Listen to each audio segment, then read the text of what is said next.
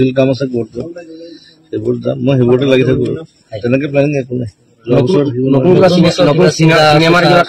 cinema কালি আমি কিবা এটা এনাউন্সমেন্ট দিম চাগে ৰবিনালে নতুন চিনেমা আমি আৰম্ভ কৰিছো কাম স্ক্ৰিপ্টৰ কাম চলি আছে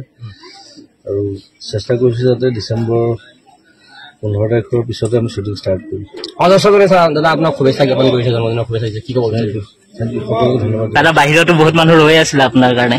জানো মই গেটৰ বাহিৰত শুই গৈছো টোপনি খতি কেইদিন মই ঘূৰি ফুৰিছো নৰ্থ ইষ্ট ফেষ্টিভেল আছিলে তাত গ'লো তাৰপিছত আকৌ কি আমাৰ এইটো বিশ্বনাথ চাৰিআলি যাবলগীয়া হ'ল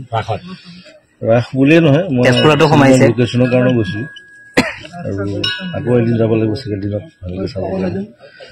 সমুদ্ৰ বুলি 15 তাৰিখৰ পিছত চিনেমা ষ্টাৰ্ট কৰিম প্ৰথম মিউজিকেল চিনেমা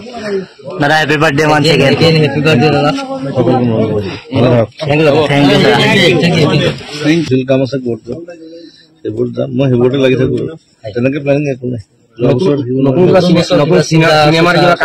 চিনেমা কালি আমি কিবা এটা এনাউন্সমেন্ট দিম চাগে ৰবিনালে নতুন চিনেমা আমি আৰম্ভ কৰিছো কাম স্ক্ৰিপ্টৰ কাম চলি আছে আৰু চেষ্টা কৰিছো যাতে ডিচেম্বৰ 15 তাৰিখৰ পিছতে আমি শ্বুটিং ষ্টাৰ্ট কৰিম দৰ্শকৰে দাদা আপোনাক শুভেচ্ছা জ্ঞাপন কৰিছে জন্মদিনৰ শুভেচ্ছা কি ক'ব দাদা বাহিৰতো বহুত মানুহ ৰৈ আছিল আপোনাৰ কাৰণে জানো মই গেটৰ বাহিৰত শুই গৈছো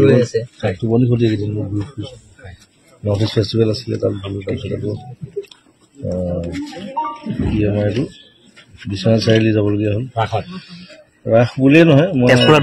লোকেশ্যনৰ কাৰণে গৈছিলো আৰু আকৌ এদিন যাব লাগিব চাগে দিনত ভালকৈ চাব লাগিব সমুদ্ৰ বুলি 15 তাৰিখৰ পিছত চিনেমা ষ্টাৰ্ট কৰিম